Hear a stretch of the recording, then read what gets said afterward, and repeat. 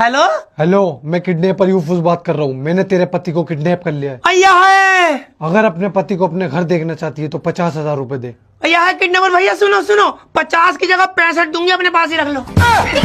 50 की जगह 65 दूंगी, अपने पास ही रख लो। अबे बावली बावली हो रही है क्या? भैया है किडनैपर। भैया तुम्हें क्या बताओ, इस आदमी ने कैसे जिंदगी खराब कर रखी है। एक काम को 10-10 दफा कहूंगी तब भी नहीं सुनेगा। भैया मैं 50 बार फोन करके कहूंगी ये लिया ना ये लिया, फिर घर आके गया मैं तो भूल गया। ऐसे नौस पीटा पति है, से जिंदगी खराब कर रखी है। अपनी अम्मा बहनों के कहने में चलता है।